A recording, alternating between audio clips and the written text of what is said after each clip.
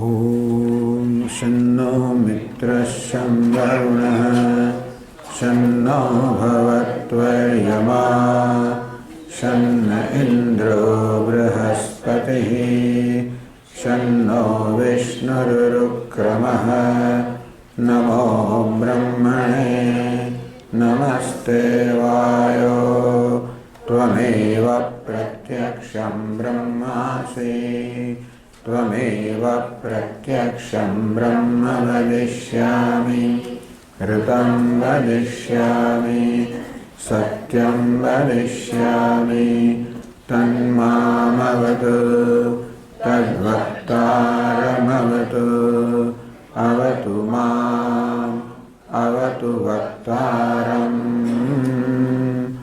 ॐ शान्ति शान्ति शान्तिः ॐ सहना भवतु सहनौ भुनक्तु सह वीर्यं करवावहै तेजस्विनावधीतमस्तु मा विद्विषावहै ॐ शान्ति शान्ति ॐ पूर्णमदः पूर्णमिदं पूर्णात् पूर्णमुदच्यते पूर्णस्य पूर्णमादाय पूर्णमेवावशिष्यते ॐ शान्ति शान्ति शान्तिः श्रुतिस्मृतिपुराणानाम् आलयं करुणालयं नमामि भगवत्पादं शङ्करं लोकशङ्करं शङ्करं शङ्कराचार्यं केशवं बादरायणं सूत्रभाष्यकृतौ वन्दे भगवन्तौ पुनः पुनः ईश्वरो गुरुरात्मेति मूर्तिभेदविभागिने व्योमवद्व्याप्तदेहाय दक्षिणामूर्तये नमः।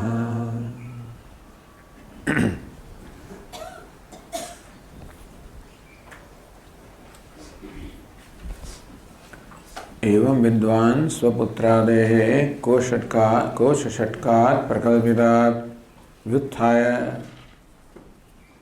आ प्रकार विद्वान श्रेष्ठायं पुरुषे यश्चासावादित्ये स एकः જ્યાં પુરુષમાં છે વ્યક્તિમાં છે જીવાત્મામાં છે અને જે આદિત્યમાં છે ઈશ્વરમાં છે એ ચૈતન્ય એ આનંદ બ્રહ્માનંદ વાસ્તવમાં એક જ છે અને તે હું છું એવું વિદ્વાન આ પ્રકારના જ્ઞાનથી स्वपुत्रादेः कोशषट्कात् प्रकल्पितात् व्युत्थाय एतम् अन्नमयमात्मानम् उपसंक्रामति एतं प्राणमयमात्मानम् उपसंक्रामति एतं मनोमयमात्मानं विज्ञानमयमात्मानम् आनंदमयमात्मानम् उपसंक्रामति तो उपसंक्रामति એટલે પ્રાપ્ત કરવું એવો થાય અથવા અતીત થવું અહીં તો જ્ઞાનથી જ્ઞાની મનુષ્ય બધા કોષનું ઉપસંક્રમણ કરે છે એટલે કે એ સર્વમાંથી આત્મભાવથી મુક્ત થાય છે છઠ્ઠો પહેલાં પુત્ર ભાર્યાદરૂપી કોષમાંથી પછી આ દેહરૂપી કોષમાંથી પ્રાણરૂપી મનરૂપી બુદ્ધિરૂપી ભોક્તારૂપી વ્યુત્થાય આમાંથી ઉઠીને એનાથી પર થઈને એમને અનાત્મા જાણીને પોતાને એમનાથી સ્વતંત્ર જાણીને અખંડ એક રસે સ્વાનંદે પ્રતિષ્ઠતિ અખંડ એક રસ જે પોતાનો આનંદ પોતાનું સ્વરૂપ છે એમાં પ્રતિષ્ઠિત થાય છે પ્રતિષ્ઠિત તો બધા છે જ અત્યારે શામાં ઉપાધિમાં પ્રતિષ્ઠિત છે ક્યાંક તો આપણે પ્રતિષ્ઠિત હોઈએ જ છે ક્યાંક તો આપણો અહમભાવ હોય જ છે ક્યારેક શરીરમાં હોય ક્યારેક પ્રાણમાં હોય ક્યારેક મનમાં હોય આ બધા અહંભાવનો બાદ કરીને ઈશ્વર મુક્ત થઈને આ જ્ઞાની આત્મામાં સ્વાનંદમાં પ્રતિષ્ઠિત થાય છે, અર્થાત મુક્ત થાય છે. આમ આત્મામાં સ્વાનંદમાં પ્રતિષ્ઠા પ્રાપ્ત કરવી, નિષ્ઠા પ્રાપ્ત કરવી, કાયમી સ્થિતિ પ્રાપ્ત કરવી, એ જ બની જવું. હું સ્વાનંદ સ્વરૂપ છું, બસ એ બની રહેવું, સ્વાનંદ બની રહેવું. 10મા છોકરાની પ્રાપ્તિ અને 10મા છોકરાને જાણવું અને 10મા છોકરો બનવું બધું એક જ છે. અહીં પ્રાપ્તિ, જાણવું, બનવું એક જ છે. કારણ કે સ્વાનંદ વાસ્તવમાં બ્રહ્માનંદ મારું સ્વરૂપ જ છે. અર્થાત વાસ્તવમાં પોતે જે છે તે થઈને રહે છે. અત્યાર સુધી એ પોતાનાથી જ વિમુખ થઈ ગયો હતો ભ્રમને કારણે. એવું તો ન જ બને કે આપણે આત્માથી દૂર જતા રહ્યા છીએ, જતા રહેવાય. માટીમાં ઘડામાં ગમે તેટલો ભ્રમ હોય તો પણ માટીથી દૂર તો ના જઈ શકે. પણ ઘડો એમ માને કે નામ રૂપ છું, બીજા અથવા ઘટાકાશ માને હું આ ઘડા પૂરતું મર્યાદિત છું અને બીજા આકાશથી જુદું છું. તો જાણે કે મહાકાશથી વિખૂટું ન પડી ગયું હોય, કારણ કે પોતે મહાકાશ છે અને કોઈ લાભ એને મળતો નથી. બસ ઘડાને તૂટવાની જરૂર નથી, માત્ર ઘટાકાશે જાણવાની જરૂર છે કે હું તો આકાશ છું, ઘટ એ તો ઉપાધિ છે. એ બધે અહંભાવને મુક્ત થઈને વ્યુત્થાય ઉપર ઉઠીને તો ઘટાકાશ જેવી રીતે ઘડામાંથી અહંભાવથી મુક્ત થાય, ઘડામાં અહંભાવથી મુક્ત થાય અને મહાકાશ રૂપી પોતાના સ્વરૂપમાં પ્રતિષ્ઠિત થાય. કે જ્ઞાની પુરુષ પણ આ ઉપાધિ રૂપી ઘડામાંથી, કોષમાંથી, અહંભાવથી મુક્ત થઈને પોતાનું સ્વરૂપ જે આનંદ છે એમાં પ્રતિષ્ઠિત થાય છે. સાર્વભૌમાધિકાનંદા પૂર્વેભ્ય શતસંખ્યા પરે અધિકાહ.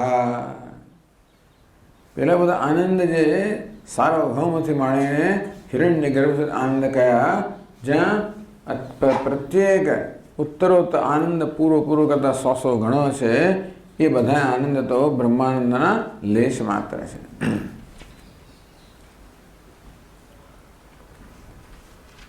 ఇది સ્વાનંદે પ્રતિષ્ઠારૂપમ ફલમ ઉત્કૃષ્ટમ. એટલે શા માટે બીજા બધા આનંદની પ્રતિષ્ઠામાંથી મુક્ત થઈને સ્વાનંદમાં પ્રતિષ્ઠા કેમ મેળવવી જોઈએ? કે બીજા બધા આનંદ છે ને, ઇન્દ્રને કેટલો આનંદ છે, પ્રજાપતિને, બૃહસ્પતિને, પ્રજાપતિને, હિરણ્યગર્ભને, એ બધું આનંદ કેટલો ઉત્કૃષ્ટ છે. તો કે એ બધું ઉત્કૃષ્ટ હશે કોઈકની દ્રષ્ટિએ, બ્રહ્માંડ દ્રષ્ટિએ તો એ માત્ર લેશ છે. આ જાણીને એમાંથી વૈરાગ્ય પ્રાપ્ત કરવા. જ્યાં સુધી આવા પરિચ્છિન્ન કે મર્યાદિત આનંદ માટે આસક્તિ હશે ત્યાં સુધી આ બ્રહ્માનંદની પ્રાપ્તિથી વંચિત રહી જઈશું.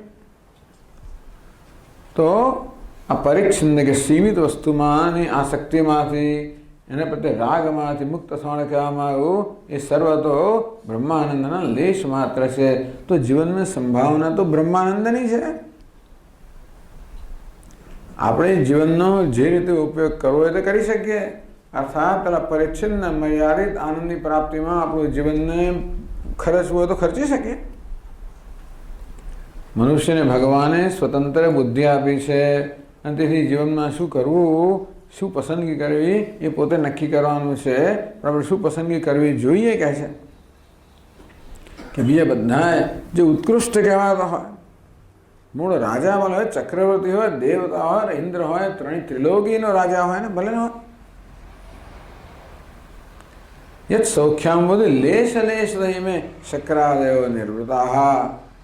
જે આનંદ સમુદ્ર, જે સમુદ્ર સમાન આનંદ છે એના એક લેશના લેશથી જ આ દેવતાઓ વાસ્તવમાં તૃપ્ત છે. એમને એમ બધું મળી ગયું. એ બ્રહ્માનંદના એક અંશનો પણ અંશ પ્રાપ્ત કરનાર દેવતાઓ પણ માને છે કે બસ અમે પૂરા સંતુષ્ટ થઈ ગયા. તો કે નહીં, એ તો લેશનો પણ લેશ છે. તેથી યત ચિત્તે નિતરામ પ્રશાંત કલને લબ્ધ્વા મુનિર નિવૃત્ત. જે પોતાના સર્વ કલનથી, સર્વ વિક્ષેપથી રહિત ચિત્તમાં, તો પ્રશાંત ચિત્તમાં પ્રાપ્ત કરીને આ જ્ઞાની પુરુષ છે એ સંપૂર્ણ રીતે તૃપ્ત છે. કિમ ઇચ્છન કશ્ય કામાય, એ કોઈ ઈચ્છા રહેતી નથી, કામનાનો કોઈ વિષય રહેતો નથી, ઈચ્છા કરનાર રહેતો નથી. માટે કહેવામાં આવ્યું કે લેશા બ્રહ્માનંદસ્ય બિંદુવત, બે બધા આનંદો, બધી સિદ્ધિઓ, આનંદમાં બધી સિદ્ધિઓ આવી જાય. સિદ્ધિઓ આનંદ માટે છે ને છેવટે. કોઈ ધન સંપત્તિની સિદ્ધિ પ્રાપ્ત કરવા ઈચ્છે, કોઈ સત્તા પ્રતિષ્ઠાની સિદ્ધિ પ્રાપ્ત કરવા ઈચ્છે, કોઈ સ્વર્ગની સિદ્ધિ પ્રાપ્ત કરવા ઈચ્છે, કોઈ અણિમા મહિમા ગરિમા વગેરે સિદ્ધિઓ પ્રાપ્ત કરવા ઈચ્છે. આ બધાનું બહુ આકર્ષણ હોય સામાન્ય મનુષ્યમાં. એ બધી સિદ્ધિઓ પણ કોઈને કોઈ પ્રકાર આનંદ માટે જ છે. આમ પોતાના અહંકારને તૃપ્ત કરવા માટે હોય કે બીજી કોઈ રીતે એનો આનંદ લેવા માટે હોય. એ સર્વ આનંદ, ગમે તે પ્રકારની સિદ્ધિનો પણ આનંદ હોય, પણ લેશનો પણ લેશ છે. માટે એ પ્રત્યે પણ આ સાધકે કોઈ પ્રકારનો આકર્ષણ ન હોવું જોઈએ સાધકને. બ્રહ્માનંદસ્ય બિંદુવત. હવે આપણે આગળ વધીએ.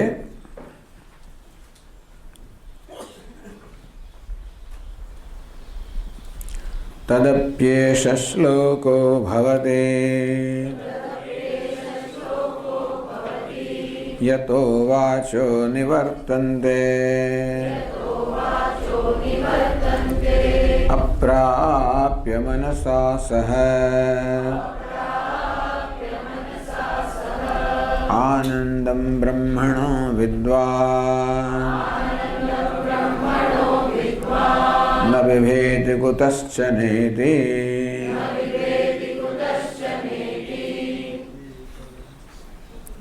તો આ શ્લોક કહેવામાં આવ્યો તદપ્યેષ શ્લોકો ભવતી, અને પ્રકાશિત કરનાર કે બ્રહ્મજ્ઞાની કેવી રીતે આનંદમાં પ્રતિષ્ઠિત છે, કેવી રીતે નિર્ભય છે, એને પ્રકાશિત કરનાર આ શ્લોક છે.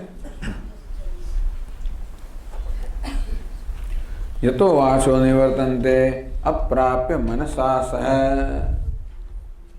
યત અપ્રાપ્ય, યત અપ્રાપ્ય વાચ મનસા સહ નિવર્તન્તે.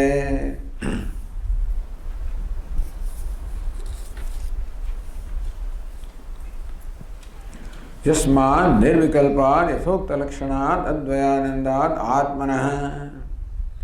ये निर्विकल्प अद्वितीय आत्मानंद છે, જેને પ્રાપ્ત કર્યા વગર મન સહિત વાણી પાછી ફરે. આ તો ચર્ચા થઈ ગઈ આગળ કે પરમાત્મા મન કે વાણી કે મનનો વિષય નથી.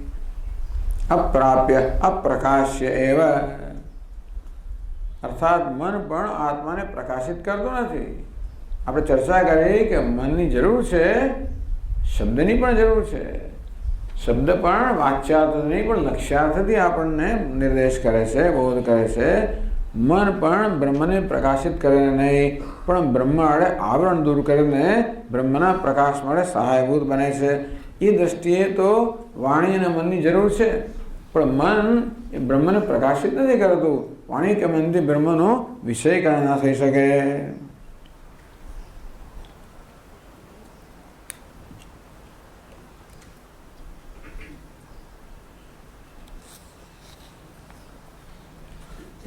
આનંદમ બ્રહ્મણો વિદ્વાન તમ બ્રહ્મણમ આનંદમ શ્રોત્રિયસ્ય અવૃજનસ્ય અકાહમતસ્ય સર્વૈષણા વિધિર્મુક્તસ્ય આત્મભૂતમ. એ આનંદ કેવો છે? તમ આનંદમ બ્રહ્મણો, બ્રહ્મણ આનંદમ વિદ્વાન. આ બ્રહ્મના આનંદને જાણીને.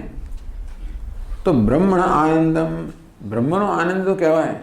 બ્રહ્મ જ આનંદ સ્વરૂપ છે, માટે બ્રહ્મનો આનંદ એટલે આનંદ સ્વરૂપ બ્રહ્મને. બ્રહ્મ આશ્રોત્યસ્ય અવૃજનસ્ય અકામહતસ્ય સર્વૈષણા વિનિર્મુક્તસ્ય આત્મભૂતમ. એ શ્રોત્રિય છે, અકામહત છે, સર્વ નિષ્પાપ છે, સર્વ ઈષણાઓથી મુક્ત છે, એનું આત્મભૂત એવો મહાપુરુષ જેને આત્મતયા જાણે છે. વિષય વિષય સંબંધ વિનિર્મુક્તમ. આનંદ કેવો છે?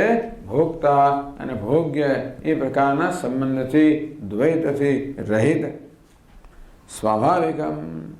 આનંદ કેવો છે? સ્વાભાવિક છે, કોઈ પ્રકાર નિર્નિમિત્ત છે, કોઈ કારણ વગર છે, કોઈ પ્રયત્ન વગર છે. અર્થાત બ્રહ્મજ્ઞાની પણ આ આનંદ આડે માત્ર અજ્ઞાનનું આવરણ દૂર કરે છે, ભ્રમ દૂર કરે છે. આનંદ સ્વયં પ્રકાશિત થાય છે. નિત્યમ અવિભક્તમ અખંડમ. નિત્ય છે અર્થાત આનંદની કોઈ ઉત્પત્તિ નથી, એનો નાશ નથી. અવિભક્તમ અને કોઈ વિભાગ નથી દેશમાં કાળમાં. પરમાનંદમ બ્રહ્મણ વિદ્વાન. આવા આનંદને બ્રહ્મના સ્વરૂભૂત આનંદને જાણીને યથોક્તેન વિધિના. કઈ વિધિથી? આ પંચકોશ એતમ અન્નમયમાત્માન ઉપસંક્રામતી. એ પ્રકારની વિધિથી બ્રહ્મપુચ્છમ પ્રતિષ્ઠા. એમ બ્રહ્મને આત્મ સ્વરૂપે જાણીને ન વિભેતિ કુતશ્ચનેતી. આગળ મંત્ર આવેલો ન વિભેતિ કદાચનેતી. એ મનોમયના સંદર્ભમાં જે મંત્ર આવેલો ત્યાં કહેવામાં આવ્યું કે એ ઉપાસકને ક્યારેય ભય નથી આવતો. એને કહે છે ક્યાંયથી ભય નથી આવતો, એટલે ફેર પડે. અર્થાત એને ક્યારેય ભય ના હોય બરોબર છે, પણ આનું તો ભયનું કારણ જ દૂર થઈ ગયું છે. ક્યાંય ભય નથી આવતો. કેમ નથી? નિમિત્ત અભાવાત. કારણ કે આ જ્ઞાની માટે ભયનો નિમિત્ત જ રહ્યો નથી. તો શેનાથી ભય જન્મે છે? નહીં તસ્માત વિદુષ અન્યદ વસ્તુંતરમસ્તિ ભિન્નમ. આ વિદ્વાન કરતા અન્ય કોઈ વસ્તુ જ નથી. દ્વિતીયાદ્વૈ ભયમ ભવતી. કોઈક અન્ય વસ્તુ હોય, દ્વિતીય હોય તો એ ભયનું કારણ બની શકે. અને દૃષ્ટિમાં સર્વ આત્મૈવ ભૂત. તત્ર કો મોહ કશોક એકત્વમ અનુપશ્યત. જે દૃષ્ટિમાં સર્વ આત્મા નથી, બીજા નામની કોઈ વસ્તુ નથી, અને તો ભયનું કોઈ કારણ કે બીજું હોય ત્યાં જ ભય જન્મે. એટલે ભયનું નિમિત્ત જ ના રહ્યું. ભયનું અજ્ઞાન એ માત્ર ભયનું કારણ ઉત્પન્ન કરે છે. દ્વૈત દ્વારા જ્ઞાનથી એ દૂર થઈ જવાથી ભયનું કોઈ કારણ જ રહ્યું નથી.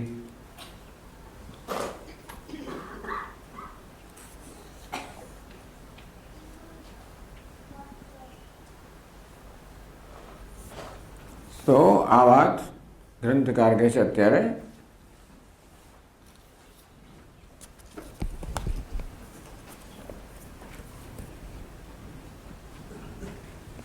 140 શ્લોકમાં.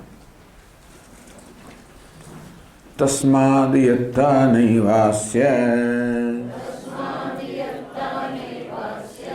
વક્તુમ ધ્યાતુમ ચ શક્યતે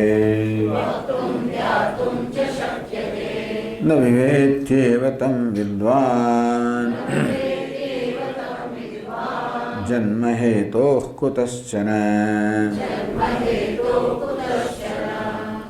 તસ્માત કારણ તે કારણથી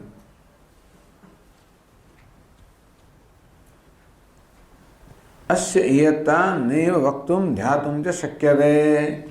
ઇયત્તા એટલે પરિમાણનું માપ. અધિકતા બ્રહ્માંડનું માપનું એનું વર્ણન કરવું કે ધ્યાન કરવું શક્ય નથી અનંતનું. યતો વાચો નિવર્તન્તે અપ્રાપ્ય મનસા સહનો અર્થ કર્યો.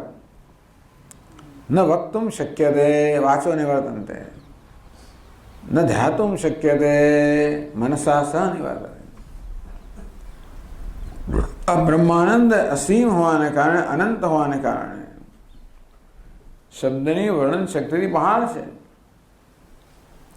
શબ્દ શેનું વર્ણન કરે છે? જાતિ, ક્રિયા, ગુણ, સંબંધ, રૂઢિ, આવું કંઈક વિશેષતા હોય તો જ વસ્તુનું વર્ણન થાય. નિર્વિશેષનું બ્રહ્મન વર્ણન શબ્દ શક્ય નથી. મન પણ કોનું ધ્યાન કરી શકે? જે કંઈક પ્રકારની વિશેષતા ધરાવતો હોય એનું ધ્યાન કરી શકે. નિર્વિશેષ તો ધ્યાનનો વિષય પણ ના બને. નિર્વિશેષ આનંદની ઇયત્તા એનું પરિણામ એ કેટલું છે ન કહી શકાય. એટલે કે હિરણ્યગર્ભનો આનંદ કેટલો છે એ તો જાણે કહ્યું. પછી હિરણ્યગર્ભ આનંદ પણ જે એક બિંદુ સમાન છે એ સમુદ્રનું કેમ વર્ણન? એનું માપ કેટલું? એનું કોઈ માપ ન કાઢી શકાય. એટલા જ માટે શબ્દોમાં વર્ણવી ન શકાય. મનથી એનું વિષયીકરણ ના થઈ શકે. यतो वाचो निवर्तन्ते अप्राप्य मनसा सह आनंदम ब्रह्मणो विद्वान न बिभेति कुतश्चनेति न बिभेत्येव तं विद्वान जन्म हेतु कुतश्चन। नहीं जरा एक जुदू अर्थकरण कर्यो। ત્યાં શંકરાચાર્ય મહારાજ કહે છે કે ભયનું કોઈ નિમિત્ત જ રહ્યું નથી. અજ્ઞાનને કારણે દુનિયાને પોતાને જુદી માનવામાં આવે છે, પણ જ્ઞાનથી તત્માત સર્વમ અભવત. જ્ઞાન જ્યારે જોશે કે હું આત્મા એક જ છે, હું જ છું, અન્ય કંઈ છે જ નહીં, તો પોતાનાથી અન્ય કશું હોય તો એ ભય જન્માવી શકે. પોતાને અન્ય કશું હોય નહીં તો ભયનું નિમિત્ત જ જતો રહ્યો, મળે એને ક્યાંયથી ભય નથી. અહીં કહે છે જન્મ હેતો કુતશ્ચન, એવો અર્થ કુતશ્ચન થયો જન્મ હેતો. ફરી જન્મ લેવાનો નથી, ફરી જન્મ લેવું પડે એવું કોઈ કારણ રહ્યું નથી. ફરી કેમ જન્મ લેવો પડે? હજી કશુંક કરવાનું બાકી રહી ગયું હોય, કશુંક પામવાનું બાકી રહી ગયું હોય, કશુંક બનવાનું બાકી રહી ગયું હોય, કંઈક અજંડા રહી ગયો હોય, કંઈક પ્રયોજન રહી ગયું હોય, તો એ પૂરું કરવા માટે બીજો જન્મ લેવો પડે. પણ આનું કોઈ પ્રયોજન રહ્યું નથી. યસ્ત્વાત્મરતિરેવ સ્યાત્ આત્મતૃપ્તસ્ય માનવઃ આત્મન્યેવ ચ સંતુષ્ટઃ. રતિ, સંતુષ્ટિ, તૃપ્તિ સર્વ આત્મામાંથી જ છે. તેથી કોઈ બહારના રસ કશા પર આધારિત જ નથી, મને એનામાં કોઈ ઈચ્છા જ રહી નથી, એનામાં કંઈ સિદ્ધ કરવાનું રહ્યું નથી. એતદ બુદ્ધ્વા બુદ્ધિમાન સ્યાત્ કૃતકૃત્યશ્ચ ભારત. કૃતકૃત્ય બની ગયો, જે કંઈ કરવાનું તે સર્વ થઈ ગયું, કશું બાકી રહ્યું, કંઈ જાણવાનું બાકી રહ્યું નથી, કંઈ કરવાનું બાકી રહ્યું નથી, કંઈ પામવાનું બાકી રહ્યું નથી, કોઈ એજન્ડા બાકી જ રહ્યો નથી. તો કયા એજન્ડાને, કયા પ્રયોજનને પૂરું કરવા માટે હવે કિમિચ્છ કસ્ય કામાય શરીરમાં સંજ્વરે, કઈ ઈચ્છા હતી, કઈ કામના પૂરી કરવા માટે, કયા વિષય માટે હવે એ શરીરની પાછળ ઢસડા હોય. એટલે હવે જન્મનું કારણ જ રહ્યું નથી, ઈચ્છા રહી નથી. દેહમાં આત્મબુદ્ધિ પણ જન્મનું કારણ છે, એ રહ્યું નથી. અંતેથી આમ ભય લાગે, ફરી મારે જન્મ લેવો પડશે, અરે સ્વર્ગમાં જવું પડશે તો વળી જન્મ લેવો પડશે, વળી પાછું આ શરૂ કરવું પડશે, એવો કોઈ ભય રહ્યો નથી એને.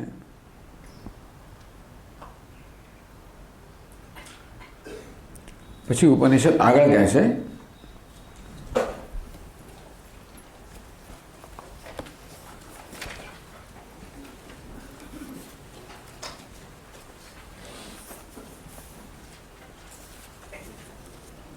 एतगुं हवावन तपते किमहं साधुना करवम् किमहं पापम करवमिते स एवं विद्वानेते आत्मानग्गस्पृणुते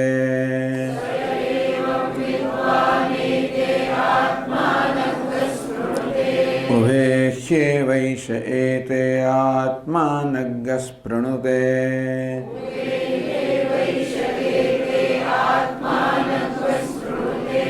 एवं वेद इत्युपनिषद.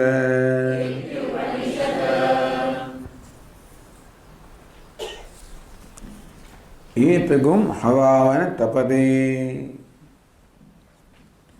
एतं न तपति एतं यथोक्तम एवं वेदम. આ પ્રકારનું જ્ઞાન ધરાવનાર સયશ્ચાયમ પુરુષે યશ્ચાસાવાદિત્ય સ એકઃ. આ પ્રકારે ઐક્યનું જ્ઞાન ધરાવનાર જે છે, ન તપતિ ન ઉદ્વેજયતિ, એને હવે આ વસ્તુ સંતાપ નથી કરતી, ઉદ્વેગ નથી જન્માવતી. સામાન્ય માણસને જે વસ્તુ ઉદ્વેગ જન્માવે એ આને હવે ઉદ્વેગ જન્માવતી નથી, એને મનમાં કોઈ સંતાપ જન્માવતી નથી.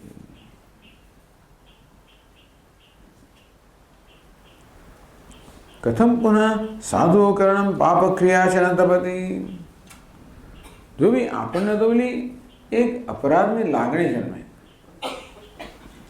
કિમહમ સાધુના કરવમ. ખાસ કરીને મરણ વખતે તો બહુ તપાસ સંતાપ કરે, પણ કોઈ પણ કોન્શિયસ માણસને, કોઈ પણ ધર્મ ભીરુ માણસને, જે શ્રદ્ધાવાળો છે, જે ધર્મમાં શ્રદ્ધા ધરાવનાર છે, જે પુણ્ય પાપમાં માનનાર છે, જે જાણે છે કે પુણ્ય કરવાથી સુખ મળે, પાપ કરવાથી દુઃખ મળે, નરકમાં જવું પડે, એવા માણસને પશ્ચાતાપ થાય. ઘણાને કશું થતું નથી, એટલે બધાને ના થાય આવો. કોને થાય? જે સંવેદનશીલ વ્યક્તિ છે, જેના મનમાં અપરાધની લાગણી જન્મે જ નહીં. એ બહુ ઈચ્છવા યોગ્ય વસ્તુ નથી. આપણે મચ્છરને મારીએ તો આપણા મનમાં અપરાધને કરે, અમે આવું માર થઈ ગયો, ભૂલથી આમ થઈ જતા, આમ પછી આપણે પસ્તાવો થાય. તો બીજી વાર કરતાં આપણે સાવધાન રહીએ. ન થતું તો માર્યા જ કરીએ, કંઈ થાય જ નહીં. બિલાડી ઉંદરનો શિકાર કરે ને કશું જ ના થાય, કંઈ એનો કોઈ સંવેદનશીલતા જ નથી. તો કંઈ ખરાબ કર્યાથી પણ જો કોઈના મનમાં કશું થાય જ નહીં, એનો અર્થ એ થયો કે એણે બધી સંવેદનશીલતા ગુમાવી દીધી છે. એટલે કે બિલાડીના સ્તર પર પહોંચી ગયો મનુષ્યમાં. એટલે યુક્ત બિલાડી થશે, જ્યાં કોઈ સંવેદનશીલતાની જરૂર નથી. પણ જે સંવેદનશીલ વ્યક્તિ છે, જે સંનિષ્ઠ છે, એને તો પોતે કંઈક જે કરવા યોગ્ય વસ્તુ ના કરી તો પણ દુઃખ થાય, ન કરવા યોગ્ય કર્યું તો પણ સંતાપ થાય. કિમ અહમ સાધુના કર્વમ કિમ કસ્માત સાધુ શોભનમ કર્મ ન કર્વમ ન કૃતવાન સ્મૃતિ પશ્ચાત સંતાપ ભવતી. આસન્ને મરણકાળે, ખાસ કરીને મરણ વખતે બધું યાદ આવે. તો જે બધું કર્યું હોય યાદ આવે કે અરે રે, મેં પેલું દાન શું કામ ના કર્યું, પેલા મદદ કેમ ના કરી, પેલું સત્કર્મ કેમ ના કર્યું, અમારી તક મારી સામે આવી હતી અને તોય મેં કેમ મોં ફેરવી લીધું, આમ કેમ કર્યું. કિમહમ પાપમ અકરોમિતિ. કોઈ સત્કર્મ જે કરવું જોઈએ ના કર્યું એ પણ પસ્તાવા જન્મ આવે, અને પાપ કર્મ ન કરવું જોઈએ એ કર્યું એ તો પસ્તાવા જન્મ આવે છે. કિમ કસ્માત પાપમ પ્રતિષિદ્ધમ કર્મ અકરવમ. પાપ કર્મ પ્રતિષિદ્ધ કર્મ કેમ કર્યું? ઇતિ નરક પતનાની દુઃખમયાત તાપો ભવતી. જે સ્વર્ગ નરકમાં માનતો હોય, ન માને તોય પણ એટલું તો માનતો જ હોય કે પુણ્ય કરવાથી સુખ મળે, પાપ કરવાથી દુઃખ મળે, એટલું તો માણસ માનતો હોય. એ ના માનતો તો સવાલ નથી રહ્યો. એવું માનનારા માણસ ધર્મનિષ્ઠ, સિન્સિયર, સન્નિષ્ઠ, એને આ પ્રકારનો સંતાપ જરૂર જન્મે કે મેં આ કેમ ના કર્યું, મેં કેમ પેલું કર્યું. તે સ એવમ વિદ્વાન એતગમ કિમહમ પાપમ કરોમિતિ. એતે સાધુ કર્ણ પાપક્રિયે એનમ ન તપતઃ. આ વસ્તુઓ છે જે કરવાનું ન કર્યું, ન કરવાનું કર્યું, આનો કોઈ પશ્ચાતાપ અને જન્મતો નથી, એટલે બિલાડી થઈ ગયો. જે તદ્દન મૂળ મનુષ્ય છે, જરાઠા છે, જરાઠા, જેને કંઈ અડકતું જ નથી, એને કશું ના થાય. અને બીજી બાજુ અજ્ઞાની પુરુષને જન્મતો નથી, શું એવો થઈ ગયો? શું કારણ છે જેને કારણે એનામાં સંતાપ જન્મતો નથી? કસ્માત પુનઃ વિદ્વાંસમ ન તપતઃ. આ પાપ કરવું, પુણ્ય ન કરવું, પાપ કરવું, આ પ્રકારનું એને સંતાપ કેમ જન્માવતો નથી? એ તો બીજી કક્ષાએ પહોંચી ગયો છે. એવમ વિદ્વાન એતે આત્માનગ સ્પૃણુતે.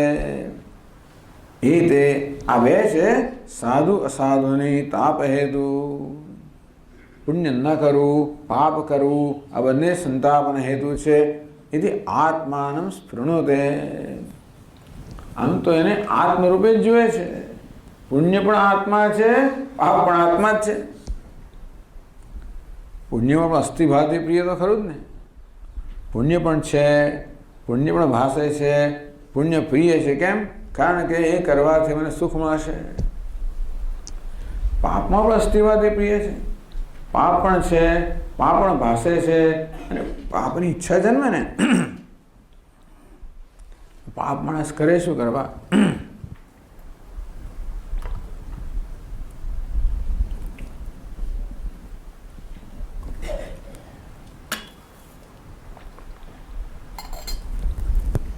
કંઈક તાત્કાલિક લાભ, કંઈક પ્રલોભનથી પ્રેરાઈને માણસ પાપ કરતા હોય છે. એમને પાપ ના કરે. કોઈનું ચાલે ત્યાં સુધી કોઈ ખોટું ના કરે. પ્રલોભનો એટલા બધા હોય છે ને કે એના કારણે માણસ પાપ કરી દે છે. આ તો એટલા માટે ત્યારે પાપ પણ પ્રિય લાગે છે. પ્રલોભન જ્યારે હોય ને ત્યારે જુઠ્ઠું બોલવાનું પ્રિય લાગે કે ચાલો આટલું મળી જશે પેલું.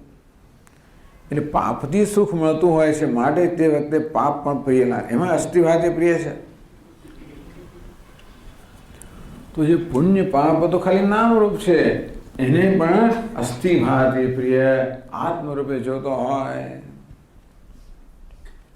આત્માન એતે આત્માન સ્પૃણુતે. તો સ્પૃણુતિનો તથા સ્પૃહ પ્રીતિ બલયો સ્પૃણુતે પ્રીણયતિ બલયતિ વા. એ દ્વારા આત્માને પ્રસન્ન કરે છે, આત્માને બળવાન બનાવે છે. પરમાત્મા એટલે ટૂંકમાં શંકરાચાર્ય પરમાત્મા ભાવેને ઉભય પશ્યતિ. પાપ પણ પરમાત્મા છે, પુણ્યમાં પરમાત્મા જ છે. એ પ્રકારે બંનેને જુએ છે.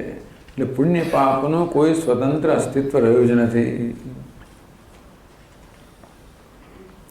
ઉભે હિ વૈશે એતે આત્માન સ્પૃણતે ઉભે પુણ્ય પાપે હિ યસ્માદેવ એવમેષ વિદ્વાન એતે આત્માનમ આત્મરૂપેણ પુણ્ય પાપે સ્વેન વિશેષ રૂપેણ શૂન્ય કૃત્વા. એટલે પુણ્યમાં પુણ્ય પણનારું એ આત્મા બની ગયો, પાપમાં પાપ પણનારું એ પણ આત્મા બની ગયો.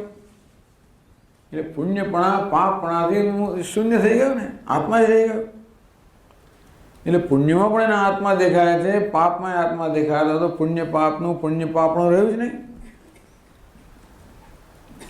એવમ વેદ આ પ્રકારનું જ્ઞાન ધરાવે છે. તસ્ય આત્મભાવેન દૃષ્ટિ પુણ્ય પાપે નિર્વીર્ય અતાપકે જન્માંતર આરંભકે ન ભવતઃ. પુણ્ય પાપ બધા નિર્વીર્ય બની ગયા, એમનું ફળ ઉત્પન્ન કરવા માટે અસમર્થ બની ગયા. પુણ્ય પાપ ફળ જન્માવતા નથી. અગત્યની વસ્તુ એ છે કે એનામાં કર્તૃત્વ જ નથી. અગત્યની વસ્તુ એ છે કે હવે એટલે મેં પુણ્ય કર્યું કે ન કર્યું કે પાપ કર્યું એ પ્રકારની ગ્રંથિ કોમ્પ્લેક્સ ક્યારે જન્મે? પોતાનામાં કર્તૃત્વ હોય ત્યારે. આ જ્ઞાનથી કર્તૃત્વથી મુક્ત થઈ ગયો. અંતેથી પોતાને પાપનો કરનાર કે પુણ્ય ન કરનાર તરીકે જોતો જ નથી. હું મારી જાતને પાપનો કરનાર તરીકે જોઉં કે પુણ્યનો ન કરનાર તરીકે જોઉં તો મને પશ્ચાતાપ જન્મે ને. એ પ્રકારે મારા વિષયની દ્રષ્ટિ સદંતર બદલાઈ જ ગઈ હોય. મારામાં કર્તૃત્વ જ નથી, ભોક્તૃત્વ પણ નથી. કર્તૃત્વ નથી માટે પુણ્ય પાપ કર્યા નથી, ભોક્તૃત્વ માટેનું ફળ મને ભોગવવાનું નથી. આ રીતે કોઈ પ્રકારનો સંતાપ એના જીવનમાં ઉત્પન્ન થતો નથી.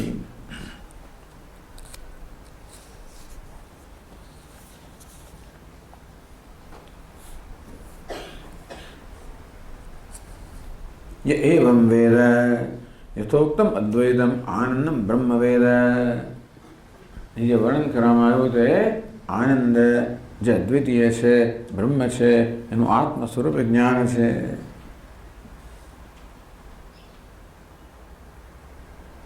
इति एवं यथोक्ता अस्यां वल्यां ब्रह्म विद्योपनिषद सर्वाभ्य विद्याभ्य परम रहस्यम दर्शितम. આ પ્રકારે આ વલ્લીની અંદર પરમ રહસ્ય સર્વ વિદ્યાઓથી શ્રેષ્ઠ એ બ્રહ્મ વિદ્યા છે એ દર્શાવવામાં આવી. પરમ શ્રેય અસ્યામ નિષન્નમિતિ, જેમાં પરમ શ્રેય રહેલું છે.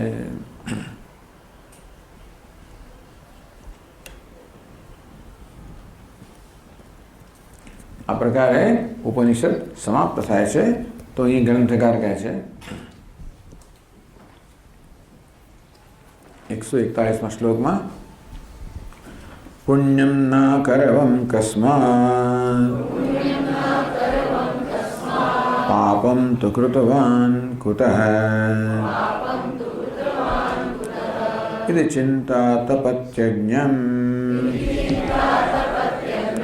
ज्ञानिनं न तपत्यसौ।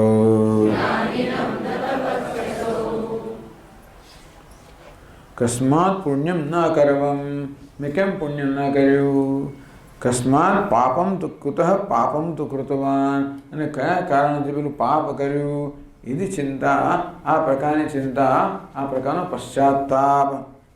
અજ્ઞમ ઇતિ ચિંતા તપતિ અજ્ઞમ, આ પ્રકારની ચિંતા કે પશ્ચાતાપ અજ્ઞાનીને સંતપ્ત કરે છે. જ્ઞાનીને ન તપત્ય સૌ, પણ આ જ્ઞાનીને સંતપ્ત કરતી નથી.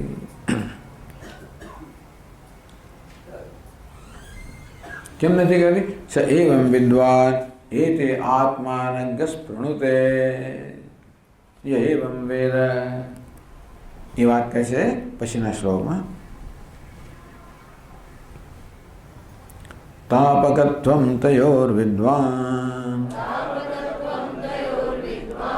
ઉપેક્ષાનુષ્ઠિतं તયોઃ आत्मानं प्रीणयन् बोधात् सुदृढीकुरुते धियम्.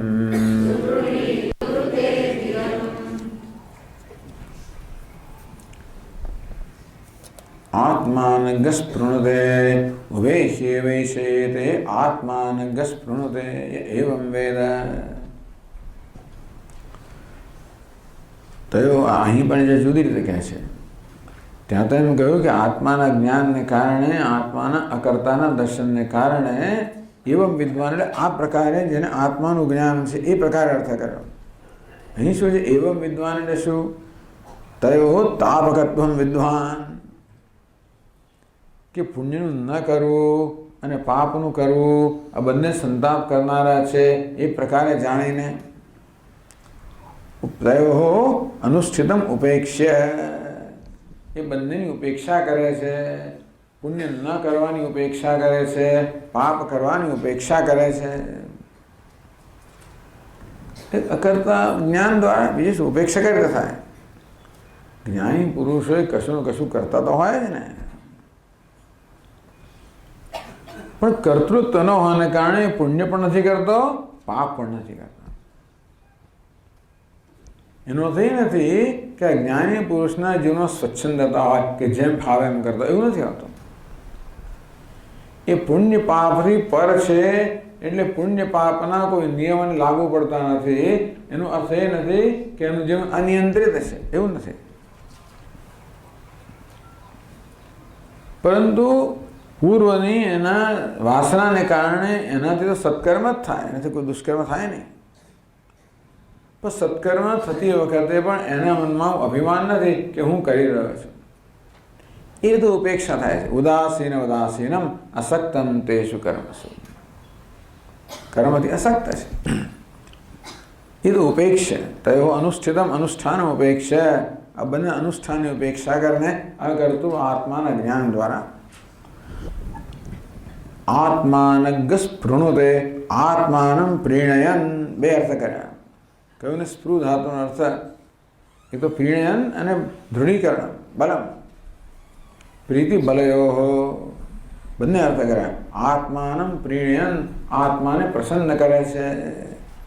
બોધાત સુદૃઢી કરતે કુરુતે ધ્યમ, અને જ્ઞાનથી પોતાની બુદ્ધિને જ્ઞાનમાં નિષ્ઠ બનાવે છે. એટલે આ તો ભાઈ સંન્યાસની વાત થઈ. એ કશું કરતો જ નથી. એ જાણે છે કે આ કર્મ કરવું એ કોઈને કોઈ તો બંધન કરનારું છે, માટે કર્મ કરતો જ નથી. ત્યાં શું કરે છે? એ માત્ર આત્મામાં નિષ્ઠા માટે જ પ્રયત્નશીલ છે. કર્મ કરે તો કંઈ સારું ખરાબનો સવાલ છે ને. એ કર્મ કરતો જ નથી, માત્ર આત્મામાં નિષ્ઠા પ્રાપ્ત કરવા માટે જ એ પ્રયત્નશીલ છે. સુદૃઢી કુરુતે કુરુતે ધ્યમ બોધાત, આ જ્ઞાનથી પોતાની બુદ્ધિને સુદૃઢ બનાવે છે, નિષ્ઠ બનાવે છે.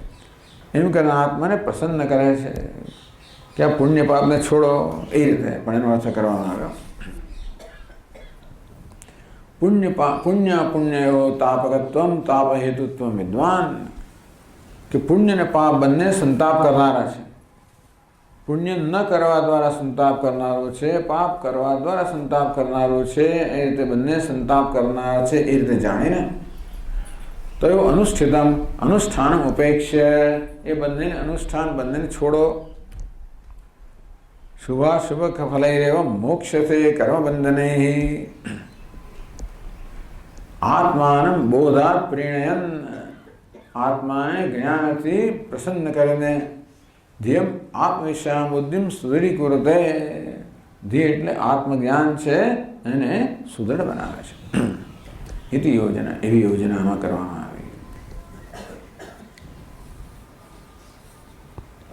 અથવા ભાષ્યકારે કહ્યું એ પ્રમાણે જરા જુદું. પુણ્ય પાપે અભી આત્મ સ્વરૂપે પશ્યન, ત્યાં એવું કહેવામાં આવ્યું કે પુણ્ય અને પાપ બંને આત્મા છે પ્રકારે દર્શન કરતા આત્માનું સેવમાન આત્મજ્ઞાનમ દૃઢીકરોતી.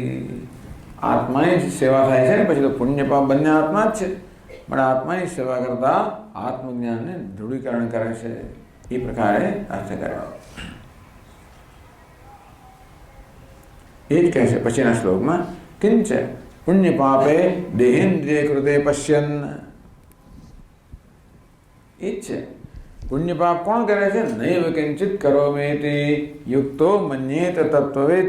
તત્વજ્ઞાની જાણે છે હું તો કંઈ કરતો નથી. તો કોણ કરે છે? ઇન્દ્રિયાણી ઇન્દ્રિયાર્થેષુ વર્તન્તે, ઇન્દ્રિયો પોતાના વિષયો સાથે પ્રવર્તમાન થાય છે, એ જ કર્મ છે, હું કંઈ કરતો નથી. પુણ્ય પાપે દેહેન્દ્રિય કૃતે પશ્યન, એ જોયું છે કે પુણ્ય અને પાપ એટલે કે સર્વકર્મ દેહની ઇન્દ્રિયથી થાય છે, હું કંઈ કરતો નથી. તે સદા આત્મતયા પશ્યન, સદુપરાંત પુણ્ય પાપ બંને અસ્થિભાવી પ્રિય છે, આત્મા જે છે તે દર્શન કરતા. સ્વસ્ય સર્વાત્મતામ હો સામના ગાયન જીવન મુક્તો ભવતી. છેક ભૃગુલ્ય આવી ગઈ. સ્વસ્ય સર્વાત્મતામ સામના ગાયન, હું સર્વાત્મા છું એ પ્રકારે સામથી ગાતો ગાતો જીવન મુક્ત બને છે. તે 143માં શ્લોકમાં કહે છે, દેહેન્દ્રિય કૃતે પુણ્ય પાપે ચાત્મતયા સદા પશ્યન સર્વાત્મતામ સ્વસ્ય ગાયન સામ્નાવતિષ્ઠતે. આ માટે તો તમારે પાછળ જવું પડશે ભૃગુવલ્લીમાં.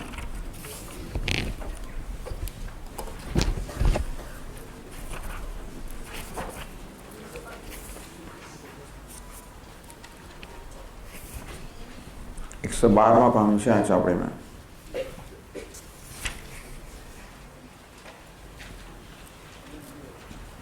એકસો 11માં પાના પર જુઓ.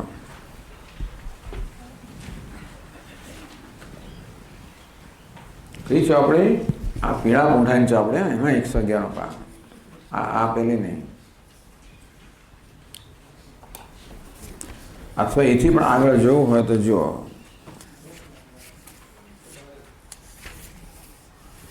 105મું પાનું જો. ચાલો,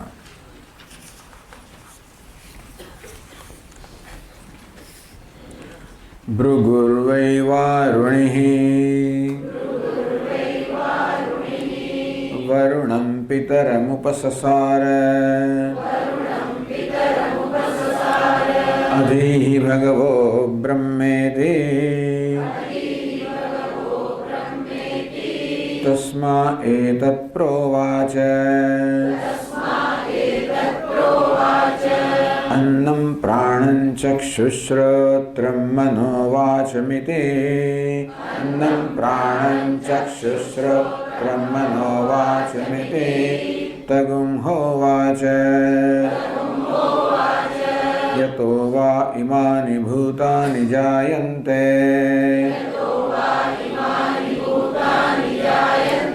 येन जातानि जीवन्ते यत्प्रयन्त्यभिसंविशन्ति यत्प्रयन्त्यभिसंविशन्ति तद्विजिज्ञासस्व तद्ब्रह्मेति स तपोतप्यत स तपस्तप्त्वा। તેનું ભાષાંતર જો વરુણ અત્યંત પ્રસિદ્ધ પુત્ર બ્રહ્મ જિજ્ઞાસાથી પોતાના પિતા વરુણ પાસે ગયો અને બોલ્યો, હે ભગવાન, મને બ્રહ્મનો ઉપદેશ કરો. તો આ પ્રકારે વિધિપૂર્વક જ્યારે પોતાનો પુત્ર શિષ્ય બનીને પોતાની પાસે આવ્યો છે ત્યારે વરુણે ભૃગુને કહ્યું કે બ્રહ્મ શું છે? અન્ન, પ્રાણ, ઇન્દ્રિયો, મન અને વાણી, આ બધા બ્રહ્મની પ્રાપ્તિના દ્વાર છે.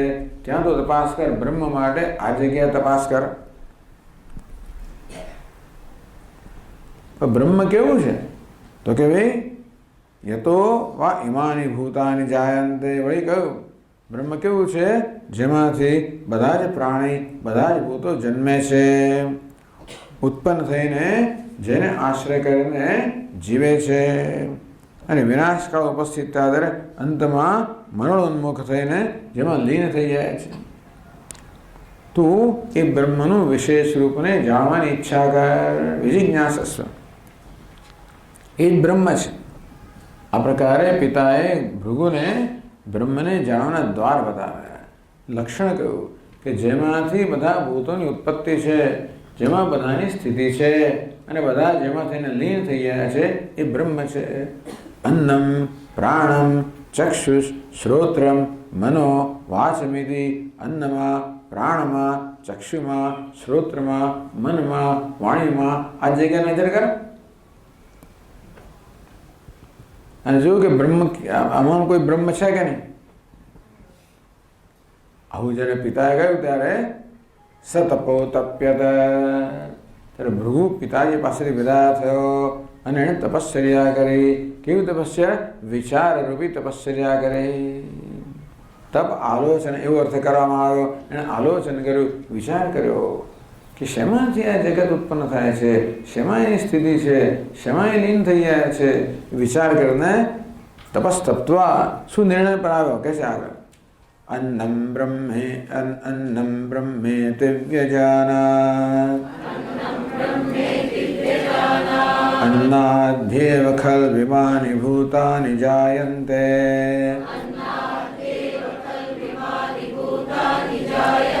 अन्नेन जातानि जीवन्ति अन्नं प्रयन्त्यपि संविशन्तीति तद्विज्ञाय पुनरेव वरुणं पितरमुपससार अधीहि भगवो ब्रह्मेति तगुं होवाच तपसा ब्रह्म विजिज्ञासस्व तपो ब्रह्मेति स तपोतप्यत स तपस्तप्त्वा. તો વિચારરૂપી તપશ્ચર્યાથી ભૃગુ નિર્ણય પર આવ્યો કે અન્નમાંથી જ બધું ઉત્પન્ન થાય છે, અન્નમાં જ બધાની સ્થિતિ છે, બધું અન્નમાં જેને લીન થઈ જાય છે, પણ અન્ન બ્રહ્મ છે. એ પ્રકારે નિર્ણય પર આવીને પિતા પાસે ગયો. પિતા ગયા ફરી તપશ્ચર્યા કર. વળી પાછો ગયો, પાછું આલોચન કર્યું, વિચાર કર્યો, નિર્ણય પર આવ્યો કે પ્રાણમાંથી બધું ઉત્પન્ન થાય છે, પ્રાણમાં બધાની સ્થિતિ છે, પ્રાણ બધું લીન થઈ જાય છે, પ્રાણ બ્રહ્મ છે. પિતા પાસે ગયો એટલે કે ફરી તપશ્ચર્યા કર. ત્યારે જ નિર્ણય પર આવ્યો મનમાંથી બધું જન્મે છે, મનમાં બધાની સ્થિતિ છે, મનમાં બધાનું લય છે, મન બ્રહ્મ છે. પિતાને કહ્યું ફરી તપસ્યા કર. તો વળી પછી તપસ્યા આલોચન દ્વારા, વિચાર દ્વારા, સૂક્ષ્મ ચિંતન દ્વારા આ નિર્ણય પર આવ્યો કે ભાઈ વિજ્ઞાન એટલે બુદ્ધિ બ્રહ્મ છે, એમાંથી સર્વ ઉત્પન્ન થાય છે, સર્વની સ્થિતિ છે, સર્વ લીન થાય છે. પિતાને જેને કહે, પિતા કે ફરી તપશ્ચર્યા કર. ત્યારે છેવટે એણે જોયું આનંદો બ્રહ્મેતિ વ્યજાનાત આનંદાદ્ आनन्दाद्येव खल्विमानि भूतानि जायन्ते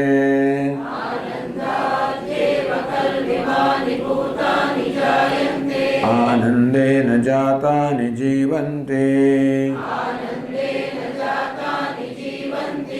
आनन्दं प्रयन्त्यभिसंविशन्ते ते सैषा भार्गवी वारुणी विद्या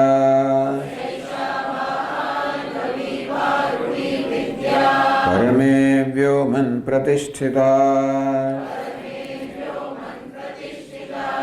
य एवं वेद प्रतिष्ठते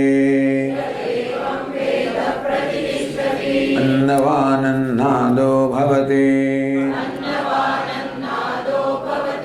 महान् भवति प्रजया पशुभिर्ब्रह्मवर्चसेन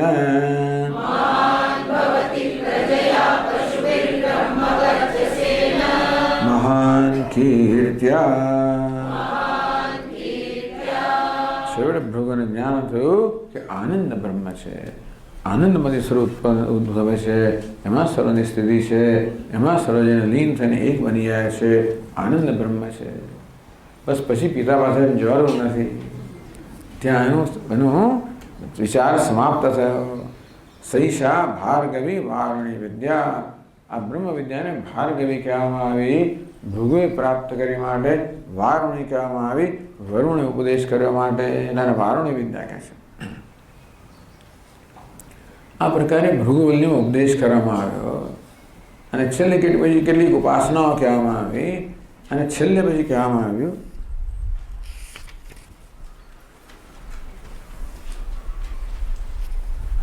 એકસો 11 પાના પર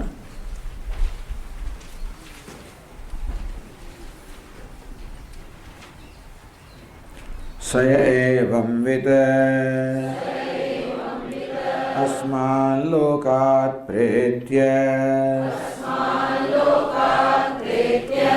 एतमन्नमयमात्मानमुपसंक्रम्य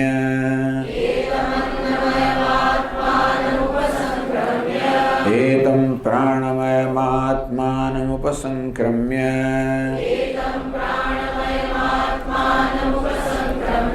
एतं मनोमयमात्मानमुपसंक्रम्य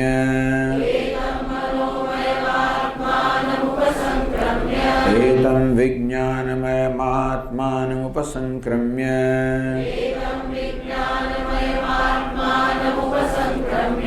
एतमानन्दमयमात्मानमुपसंक्रम्य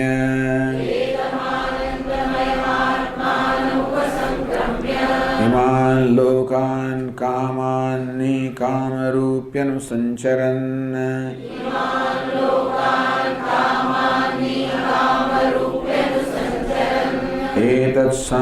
एतत्सामगायन्नास्ते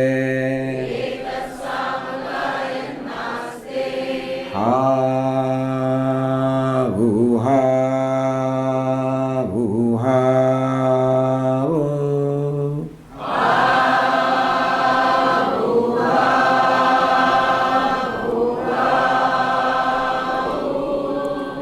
अहमन्नमहमन्नमहमन्नम् अहमन्नादो हमन्नादो हमन्नादः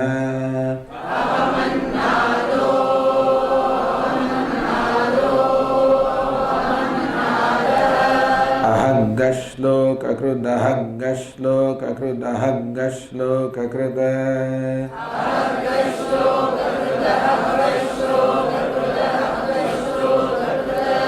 अहमस्मि प्रथमजारुतास्य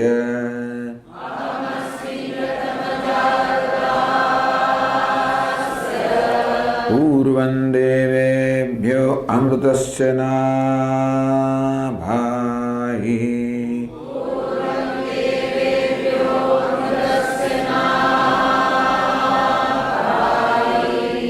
यो मा ददाति स इदेव मा वाह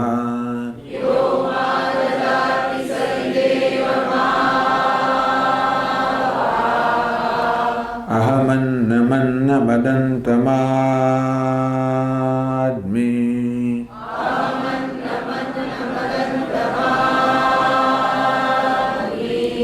अहं विश्वं भुवनमभ्यभवाम् सुवर्णज्योतिः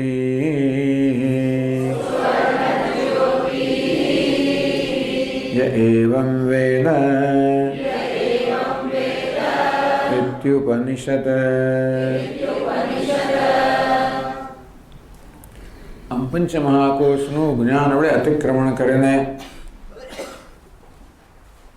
આ લોકની અંદર સર્વત્ર પોતાની કામના પ્રમાણે સંચરણ કરતા કરતા આ લોકોમાં યથેચ્છ ભોગને ભોગતા ઈચ્છાનુસાર રૂપ ધારણ કરતા વિચરતા વિચરતા આ સામ ગાયન કરતા કરતા એ લોકો મહાપુરુષો ફરે છે. અહમન્નમ અહમન્નમ અહમન્નમ, હું અન્ન છું, હું અન્ન છું, હું અન્ન છું. અહમન્નાદ અહમન્નાદ અહમન્નાદ, હું અન્નને ખાનાર છું, અન્ન પણ હું છું, અન્નનો ભોગવનાર પણ હું છું, ભોગ્ય પણ હું છું, ભોગતા પણ હું છું. અહગ્ગુ શ્લોકકૃત અહગ્ગુ શ્લોકકૃત અહગ્ગુ અન્નને અન્નાદ, ભોગ્ય અને ભોગતાને ભેગા કરનાર જોડનાર પણ હું છું. શ્લોક એટલે જોડવા, શ્લોકકૃત બેને જોડનાર પણ હું છું. આ પ્રકારે આ સામ ગાયન કરતા કરતા બ્રહ્મજ્ઞાની મહાપુરુષો વિચરણ કરે છે અને એ રીતે એ ઉપનિષદ સમાપ્ત થાય છે. તો અહીંયા હવે ગ્રંથકાર કહે છે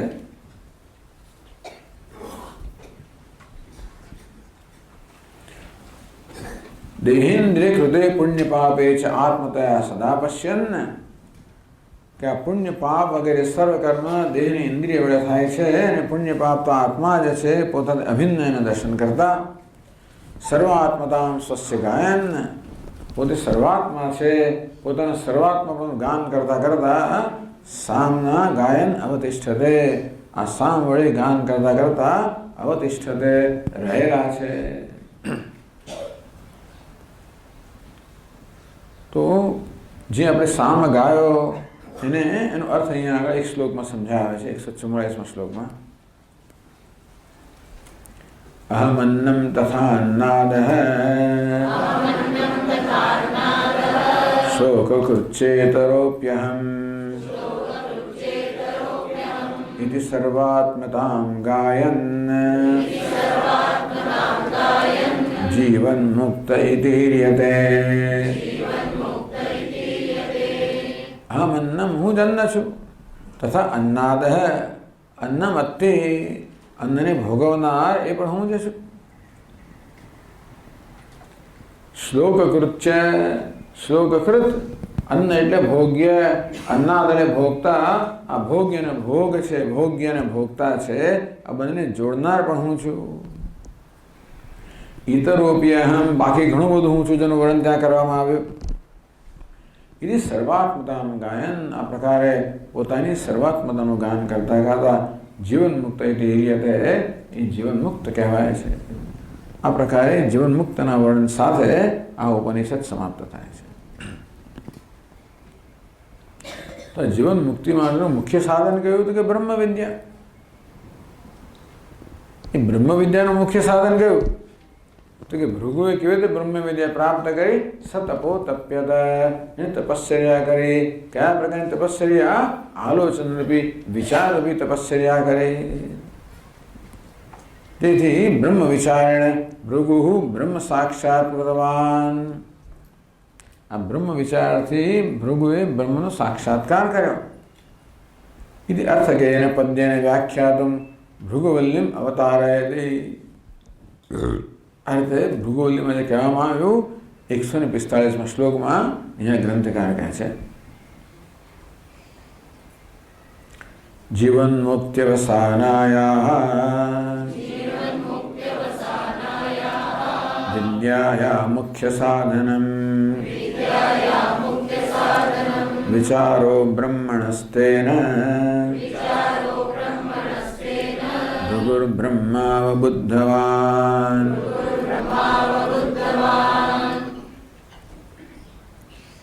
જીવન મુક્તિ અવસાનાયા વિદ્યાયા, જે બ્રહ્મ વિદ્યા જીવન મુક્તિમાં પરિણાય છે. બ્રહ્મ વિદ્યા પણ શેને માટે છે? જીવન મુક્તિ માટે. જીવન મુક્તિ એટલે શું? જીવંત છે ત્યારે જ મુક્ત છે. શેનાથી મુક્ત છે? સર્વબંધનને મુક્ત છે. કર્તૃત્વથી, ભોક્તૃત્વથી, મુખ્યત્વે સીમિતપણાથી, અલ્પપણાથી, પરિચ્છિન્નપણાથી મુક્ત છે. સર્વ પ્રકારની અસહાયતાથી મુક્ત છે. પરવશતાની આ પ્રકારની લાગણીથી સર્વથી મુક્ત છે.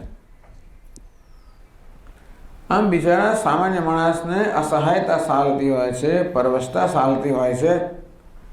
મારું ધાર્યું થતું નથી, મને નથી થયું, નથી જોયું તો થઈને જ રહે છે. આ બધા પ્રકારની પરવશતાથી, અસહાયતાથી મુક્ત જીવન છે ત્યારે જ વેદાંત શાસ્ત્ર જીવન મુક્તિનું પ્રતિપાદન કરે છે કે મુક્તિ તો જીવંત છે ત્યારે પ્રાપ્ત કરવાની છે. જે નિત્ય મુક્ત છે એને મુક્ત બનવાનું છે. આત્મા કે બંધાયેલો છે અને મુક્ત થવાનો છે એવું નથી. જે નિત્ય મુક્ત જ છે પણ ભ્રમને કારણે પોતાને બદ્ધ માને છે. દસમો તો છે પણ ભ્રમને કારણે દસમાને ખોવાયેલો માને છે. એટલે એણે દસમાને જાણવાનો છે કે હું દસમો છું. તેવી રીતે એણે બ્રહ્મને જાણવાનો છે કે હું બ્રહ્મ છું. આમ બ્રહ્મ વિદ્યા હું નિત્ય મુક્ત છું. એ જ વાસ્તવમાં મુક્તિ માટેનું સાધન છે. એવી વિદ્યાનું મુખ્ય સાધન કયું ભાઈ? આ વિદ્યા કેમ પ્રાપ્ત કરવી? તો કે વિચાર બ્રહ્મણ, બ્રહ્મનો વિચાર જેમ ભૃગુએ કર્યો ત્યાં તપસ કહેવામાં આવ્યું. સ તપસ તપ્ત્વા, સ તપો તપ્યત, સ તપસ તપ્ત્વા. પિતા એને તપશ્ચર્યા કરવાનું કહ્યું. એ પેલી બીજી સામાન્ય તપશ્ચર્યા નહીં, કારણ એ તપશ્ચર્યા બ્રહ્મ જ્ઞાનમાં ન પરિણમે. બ્રહ્મ વિચાર અથવા તો બ્રહ્મ જિજ્ઞાસા અથવા તો બ્રહ્મ વિચાર કર્તવ્ય. આમ જ્ઞાન માટે વિચાર એ સાધન છે. એ વિચારનું અહીંયા આગળ સંક્ષેપમાં સ્વરૂપ દર્શાવવામાં આવ્યું. બ્રહ્મણ વિચાર મુખ્ય સાધનમ. આ બ્રહ્મ વિદ્યા માટે બ્રહ્મ વિશેનો વિચાર કે બ્રહ્મ શું છે, જેમાંથી સર્વ જન્મે છે, જેમાં સર્વની સ્થિતિ છે, જેમાં સર્વ લીન થઈ જાય છે.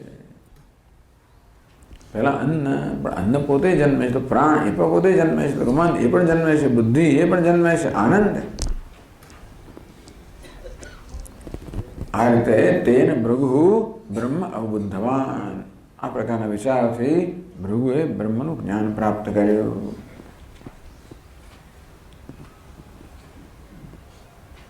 સ તપસ્તપ્ત્વા આનંદો બ્રહ્મેતિ વ્યજાનતિ શ્રુતૌ તપઃ પદાર્થો વિચારાહિતિ ભાવ.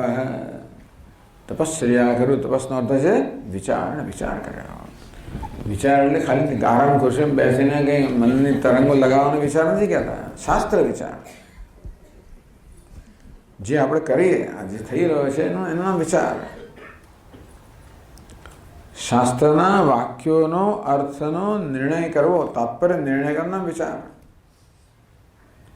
આપણે સ્વતંત્ર રીતે ચિંતન નથી કરવાનું.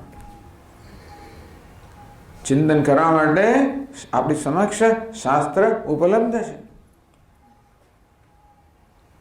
આપણે શાસ્ત્રનું ચિંતન કરવાનું છે. એ ચિંતન કેમ કરવું કે શાસ્ત્રના આ વાક્યોનો શું અર્થ થાય, નું શું તાત્પર્ય છે, એ દ્વારા શાસ્ત્ર શું પહોંચાડવા માંગે છે. આ પ્રકારે દરેક વાક્ય છે એનું ચિંતન કરવું, વિચાર કરવો, એને વિચાર કહેવાય, શાસ્ત્ર વિચાર. એટલે બ્રહ્મસૂત્રમાં વિચાર કર્યો, બધા ઉપનિષદ પર વિચાર કર્યો. ઉપનિષદનો એકમાત્ર વિષય છે બ્રહ્મ. ઉપનિષદ પર વિચાર કર્યો એટલે બ્રહ્મ પર વિચાર થાય, કે ઉપનિષદ વિચાર એટલે આત્મ વિચાર થાય. એટલે બ્રહ્મ પર વિચાર કરવા માટે, આત્મા પર વિચાર કરવા માટે કોઈ બીજું કરવા, ઉપનિષદ પર વિચાર કરો, ઉપનિષદના વાક્યોનો અર્થનો નિર્ણય કરો એટલે આત્માનો વિચાર થઈ ગયો. એ પ્રકારે ભૃગુએ કર્યું હોવું જોઈએ. એ પ્રકારે ભૃગુને બ્રહ્મનું જ્ઞાન થયું. આ પ્રકારે છેલ્લે ગ્રંથકારે ભૃગુવલ્લીનો પણ જે અપેક્ષિત અંશ છે એનો સમાવેશ કર્યો. બાકી તો સમાન છે. બાકી બધું તો પેલી બ્રહ્મવિદ બ્રહ્માનંદ વલ્લી સાથે સમાન છે. માટે એની કોઈ ચર્ચાની આવશ્યકતા જોઈ નથી. પણ જે વિશેષ અંશ છે વિચાર અને જીવન મુક્તિ, એ બેનો અહીંયા આગળ નિર્દેશ કર્યો. એમ કરીને ભૃગુ તો પહેલા શ્લોકમાં શિક્ષાવલ્લી વિશે વાત કરી, પહેલા શરૂઆતમાં, પછી છેલ્લે ભૃગુવલ્લી વિશે વાત કરી. એમ કરીને ગ્રંથકારે સમગ્ર ઉપનિષદ 3 વલ્લીઓ છે એનો સમાવેશ કરી દીધો. પહેલી અને છેલ્લી વલ્લીનો ઉપયોગી અંશનો અને મધ્યમ વલ્લી જે છે બ્રહ્માંડ વલ્લી એ મુખ્ય છે એનો વિસ્તારપૂર્વક વિચાર કર્યો. હવે ચોથી વલ્લી છે જેને મહાનારાયણ ઉપનિષદ કહેવામાં આવે છે. તૈત્રીય આરણ્યકના 7, 8, 9 પ્રપાઠકો એટલે આ 3 વલ્લીઓ. 10મો પ્રપાઠક મહાનારાયણ ઉપનિષદ છે. એની શંકરાચાર્ય મહારાજે ભાષ્ય નથી લીધું, આપણે તેનું ઉપનિષદ ગણતા નથી. પરંતુ વૈદિક ક્રમ પ્રમાણે એ પણ આ ચોથો પ્રપાઠક છે એને ઉપનિષદ કહેવામાં, મહાનારાયણીય ઉપનિષદ કહેવામાં આવે છે. એટલે એનો પણ સંક્ષેપમાં અહીંયા આગળ સમાવેશ કરેલો છે છેલ્લા શ્લોકોની અંદર. સ તપો તપ્યતે ઇત્યુપક્રમસ્થ તપઃ પદાર્થમાહ. એ તપશ્ચર્યા કરી. એ તપસ્યામાં શું આવે? બ્રહ્મ વિચાર તો આવે જ, પણ બ્રહ્મ વિચારને અનુકૂળ પણ બીજી જીવન રીતિ પણ આવે. જો ભાઈ બ્રહ્મ વિચાર કશું કરવું એ ક્યારે સાર્થક થાય, સફળ ક્યારે થાય? જે કરતા હોઈએ, જે વિચારતા હોઈએ એ પ્રકારે આપણે જીવન જીવતા હોઈએ ત્યારે. તો આમ તો તપશ્ચર્યા એટલે વિચાર એવો અર્થ કર્યો, પણ પેલી તપશ્ચર્યા પણ ખરી. જીવન એ વિચારને અનુકૂળ હોવું જોઈએ. એટલે હવે મહાનારાયણી ઉપનિષદમાં આ વિશે જે કહેવામાં આવ્યું છે એ સંક્ષેપમાં કહી દે છે. તો 3 શ્લોકોમાં કહે છે, સત્યં તપોદમશાંતિ દાનમ ધર્મ પ્રજાજ્ઞયઃ અગ્નિહોત્રમ યાગયોગો ન્યાસશ્ચેતૈર્બુભુત્સતા.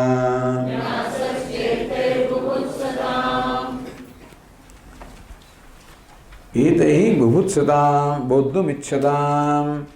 આ વસ્તુના અનુષ્ઠાન દ્વારા બ્રહ્મને કે પરમાત્માને જાણવાની ઈચ્છા કરવી જોઈએ.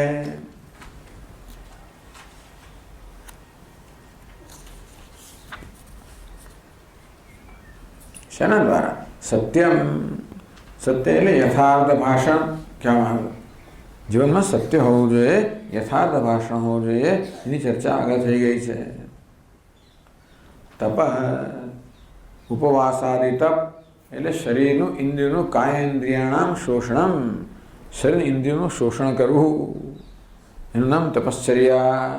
ઉપવાસાદિ તપશ્ચર્યા. દમઃ એટલે બાહ્ય ઇન્દ્રિયોનો નિગ્રહ. દમઃ એ જાણીતો છે. શાંતિ એટલે શમ એ મનનો નિગ્રહ. દાનમ સત્પાત્રને દાન કરવું. પોતાની પાસે જે છે એ વહેંચીને લેવું, વહેંચીને રાખવું. ધર્મ. ધર્મ એટલે પોતાનું કર્તવ્ય કર્મ કરવું. ધર્મ પોતાનું કર્તવ્ય કર્મ કરવું. પ્રજા એટલે પ્રજોત્પત્તિ કરવી ગૃહસ્થ માટે.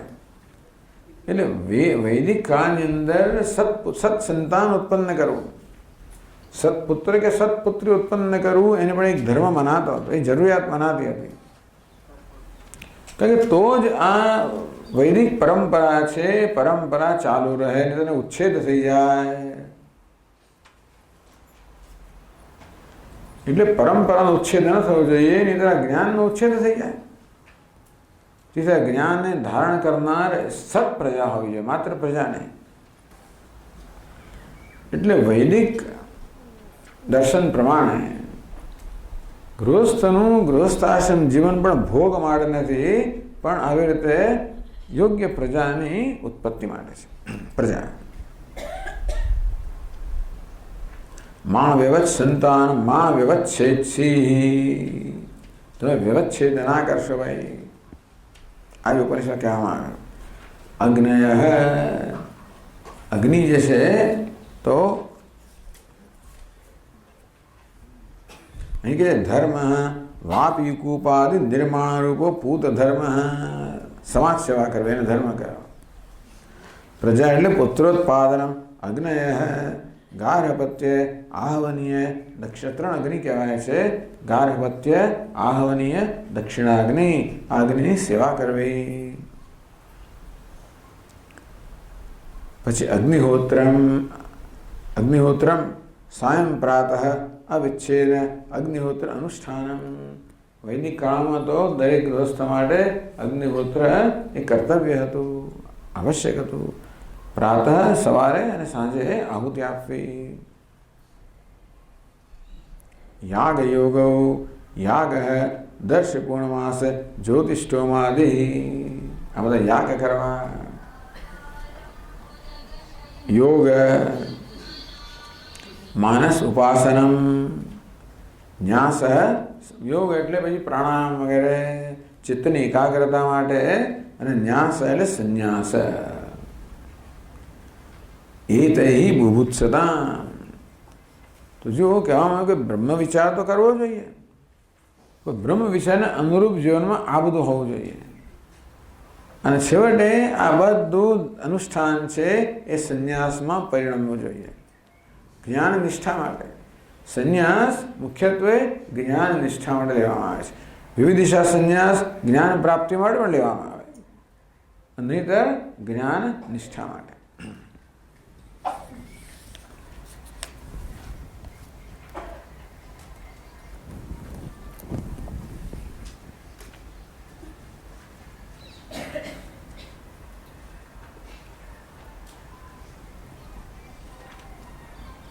કે છે આગળ, ન્યાસોધિકમ તપો ન્યાસી યુંજીતાત્માનમોમિતિ યોગિનસ્તસ્ય દેહાંશાઃ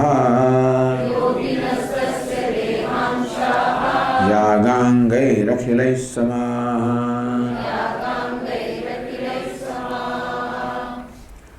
ન્યાસ અધિકમ, જે છેલ્લે સંન્યાસ કે 12મી વસ્તુ હવે સંન્યાસ એ છે અધિકમ ઉત્કૃષ્ટમ તપો ભવતી.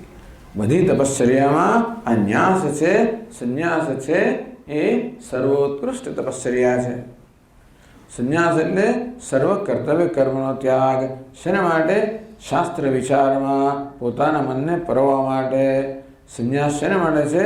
જેથી બધા કર્મના વિક્ષેપથી મન મુક્ત થાય અને માત્ર આમાં જ પ્રવૃત્ત થાય એ માટે.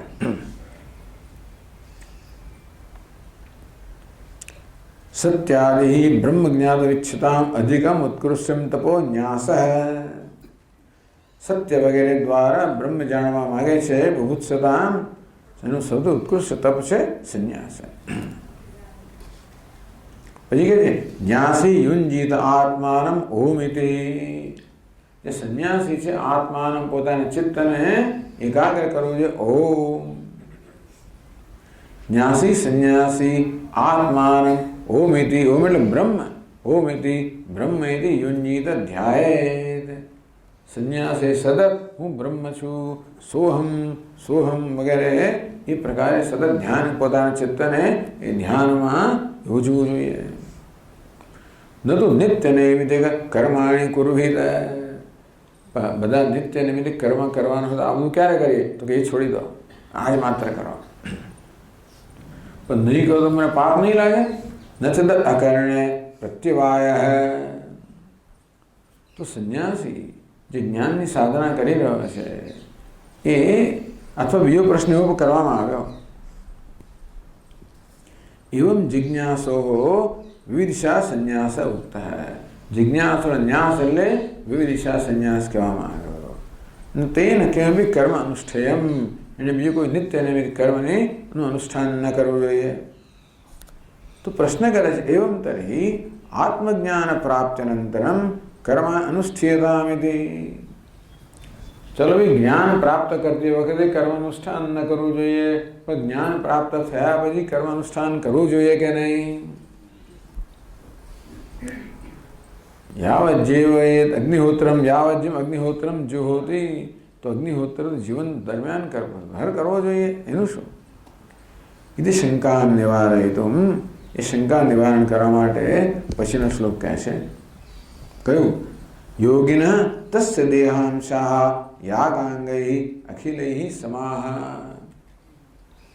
આજે યોગી છે કે સંન્યાસી છે એના દેહના અવયવો છે ને બધા એ જ યાગના ભિન્ન ભિન્ન અંગ છે એટલે ટૂંકમાં પોતે જ્ઞાનની સાધના કર્યો છે એ દ્વારા યાગ કરી રહ્યો છે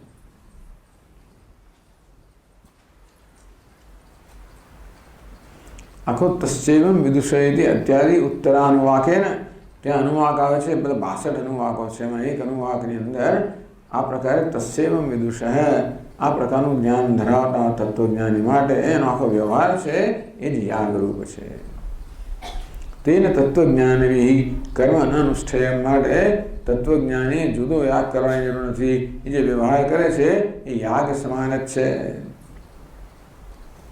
કેવી રીતે योगी तस्य देहांशा देह अवयवा पुरो वेदी लोमानी बर्हि એની આ ઉર છે વક્ષસ્થળ છે એ જ વેદી છે એના પછી લોમ છે રોમ છે એ જ ઘાસ બરહી છે ઇત્યાદિ એના આખા શરીરના જે અવયવો છે ને એને યાગના ભિન્ન ભિન્ન અવયવો કહ્યા અંતેથી એ સ્વયં યાગ સ્વરૂપ છે માટે એને જુદો યાગ કરવાની જરૂર નથી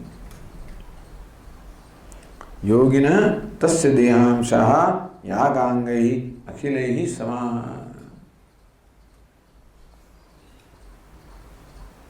न्यास इत्यादिना सत्रतुल्यं स्यादिति अंतेन पछिना श्लोकમાં કહે છે अहोरात्रादिकालास्तु समादर्शादियागकैः जीवनं सत्रतुल्यं स्यात् मुच्यते योगी सेवकः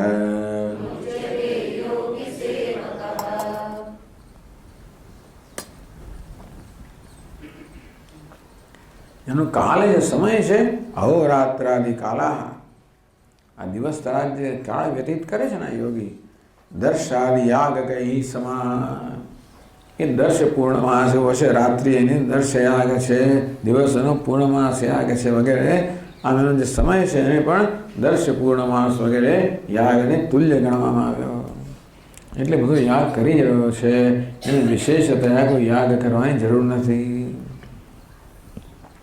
कैसे एज करूँ से यहाँ का ये अहोरात्रे ते दर्श पूर्णमास इत्यादि दिवस है ये पूर्णमास रात है दर्श अमावास्या दिवस करवानो पूर्णमास दिवस करवानो याग है ये थई गयो दिवस रात द्वारा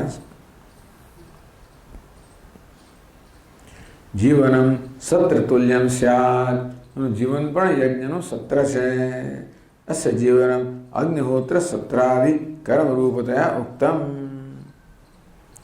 એનું જીવન કેટલાક તમે યાગ કરો ને એક દિવસ ચાલે 2 દિવસ ચાલે વર્ષ ચાલે એને સત્ર કહેવાય આનું આખું જીવન સત્ર જ છે કારણ સતત યાગ કરી રહ્યો છે એ તદ્વૈ જરામર્યમ અગ્નિહોત્રમ એનું જરા મૃત્યુ છે એ જ અગ્નિહોત્ર છે એથી मुच्यते योगी सेवक लो योगी सेवक है ने आ योगी नो सेवक है ये पण मुक्त थाय छे योगी तो बात ज जवा दो योगी नो सेवक मुक्त थाय छे तस्मात् आत्मज्ञम ह्यर्षेत भूति काम सुचे यम यम मनसा यम यम लोकम मनसा संविभाति कामान्यस्य कामयते काम कामान्य कामयते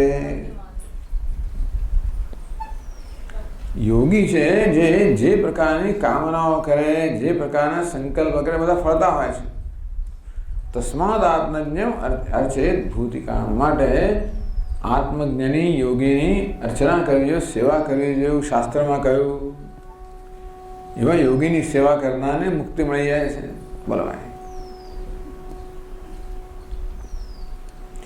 ये ईदृशम जीवन्मुक्त उपासते रिवरूप योगिनी उपासते समुच्यते। आ प्रकारे जीवन्मुक्त रूप योगिनी जे उपासना करे छे, सेवा करे छे, ए पण मुक्त थाय छे।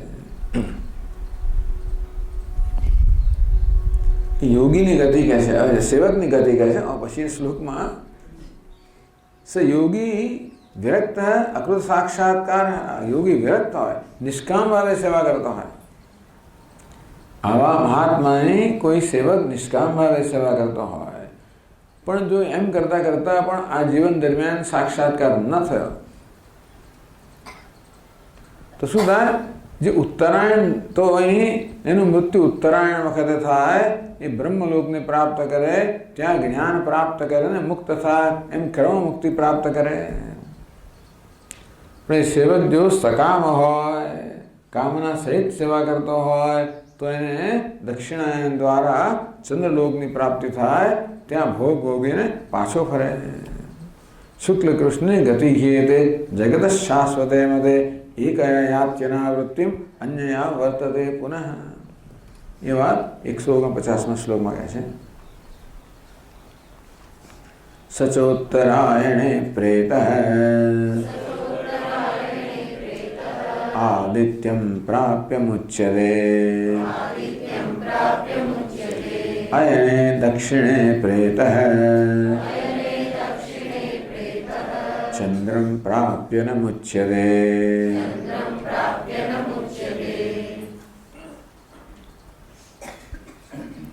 सच उत्तरायणे प्रेत है, जब उत्तरायण में मृत्यु थाय तो ये आदित्य ने प्राप्त करे, ब्रह्मलोक ने प्राप्त करे, हिरण्यगर्भ ने प्राप्त करे, ब्रह्मलोक ने प्राप्त करे। त्या ब्रह्माजी द्वारा એને જ્ઞાનનો ઉપદેશ થાય અને એ દ્વારા આ કલ્પનો અંત આવે ત્યારે એ મુક્ત બને। ગમે ત્યારે મરે, ઉત્તરાયણમાં ગમે ત્યારે મરે, એવું કશું નહીં ઉત્તરાયણમાં જ મરે, પણ છતાં એવું કહેવામાં આવ્યું ટૂંકમાં ગમે ત્યારે મરે તો ઉત્તરાયણમાં જશે, એમાં એવું કહેવામાં આવ્યું કે ધારો કે દક્ષિણાનું મૃત્યુ શું થાય, દક્ષિણાના દેવતાઓ એને સાચવી રાખે અને ઉત્તરાયણ દેવતાઓને સુપ્રત કરે। રાત્રે મર્યો હતો એ દેવતાઓ દિવસના દેવતાને સુપ્રત કરે, પછી કૃષ્ણ પક્ષમાં મર્યો હતો એના દેવતાઓ શુક્લ પક્ષને સુપ્રત કરે, દક્ષિણા મર્યો હતો ઉત્તરાયણવાળાને સુપ્રત કરે, એમ કરીને જાય। અને પેલું ઉત્તરાયણ મર્યો હતો એને દક્ષિણાને સુપ્રત કર્યું, એ સગામાં છે। એટલે બહુ મરવાની બહુ ચિંતા ના કરવી, જીવનની ચિંતા કરવી વધારે સારી। અને દક્ષિણે પ્રેત જે સકામ છે સેવક એ દક્ષિણાયનમાં મૃત્યુ પામીને ચંદ્રમ પ્રાપ્ય તત્ર ચાંદ્રમસમ જ્યોતિ યોગી પ્રાપ્ય નિવર્તતે। એ ચાંદ્રમસ જ્યોતિને પ્રાપ્ત કરીને ત્યાં ફળ ભોગવીને ભોગ ભોગવીને વળી પાછો મનુષ્યલોકમાં પાછો ફરે છે। ન મુચ્યતે, એને મુક્તિ થતી નથી। એકયા યાત્યનાવૃત્તિમ અન્યયા વર્તતે પુનઃ, એક દ્વારા એની પુનરાવૃત્તિ થતી નથી, બીજી દ્વારા વળી પાછો પુનરાવૃત્તિ થાય છે।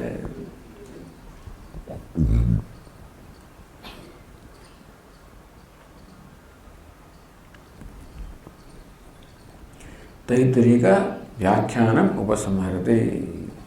ग्रंथकार आ तैत्तिरीय उपनिषदना व्याख्याननो उपसंहार करे छे। 150 श्लोक में कहे छे तैत्तिरीयक विद्यायाः प्रकाशेनोपसेविनः बुभुत्सून् अनुगृह्णातु विद्यातीर्थमहेश्वरः।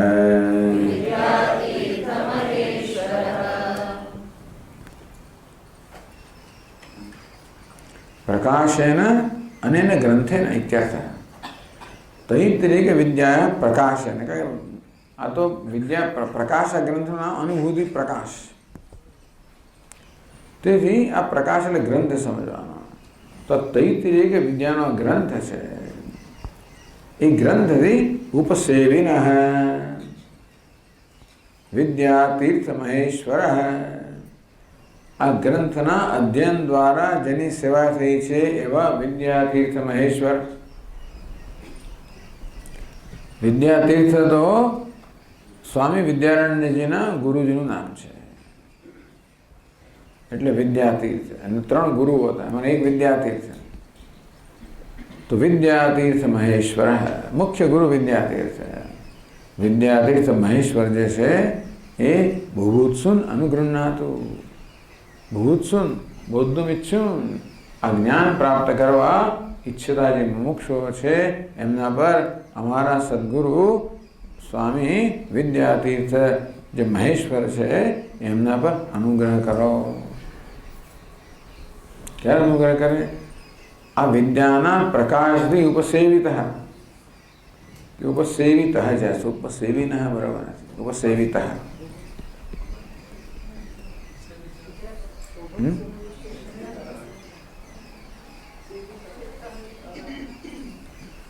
સેવી ન કહો તો બુભુત્સુનું વિશેષણ થાય.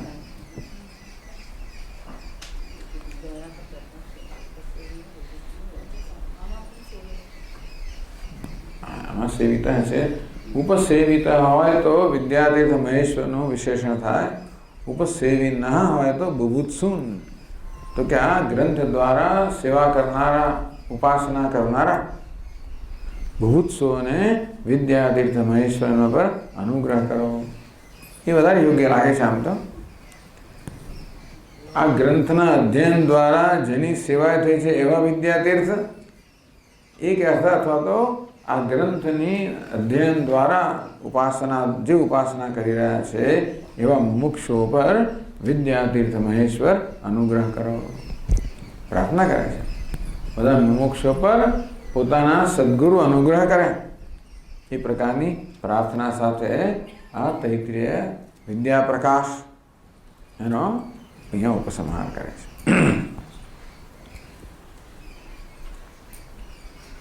ઓમ શન્નો મિત્રઃ શં વરુણઃ શન્નો ભવત્વર્યમા શન્ન ઇન્દ્રો બૃહસ્પતિઃ શન્નો વિષ્ણુરુક્રમઃ નમો બ્રહ્મણે નમસ્તે વાયો ત્વમેવ પ્રત્યક્ષં બ્રહ્માસિ ત્વમેવ પ્રત્યક્ષં બ્રહ્મ વદિષ્યામિ ઋतं વદિષ્યામિ સત્યં વદિષ્યામિ તન્મામવતુ તદ્વક્તારમવતુ અવતુ મામ અવતુ વક્તારમ.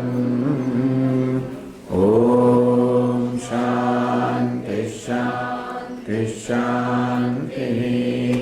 ઓમ સહનાવતુ સહનૌ ભુનક્તુ સહ વીર્યં કરવાવહૈ તેજસ્વિનાવધીતમસ્તુ મા વિદ્વિષાવહૈ. ઓમ શાંતિ શાંતિ શાંતિ. ઓમ પૂર્ણમદઃ પૂર્ણમિદં પૂર્ણાત પૂર્ણમુદચ્યતે પૂર્ણમાદાય પૂર્ણમેવાવશિષ્યતે. ઓમ શાંતિ શાંતિ શાંતિ. શંકરં શંકરાચાર્યં કેશવં બાદરાયણં સૂત્રભાષ્યકૃતૌ વંદે ભગવन्तौ પુનઃ પુનઃ. ઈશ્વરો ગુરુરાત્મેતિ મૂર્તિભેદવિભાગિને વ્યોમવદ્વ્યાપ્તદેહાય દક્ષિણામૂર્તયે નમઃ. ઓમ શાંતિ શાંતિ શાંતિ. હરિ ઓમ શ્રી ગુરુભ્યો નમઃ. હરિ ઓમ. નમઃ પાર્વતી પતે.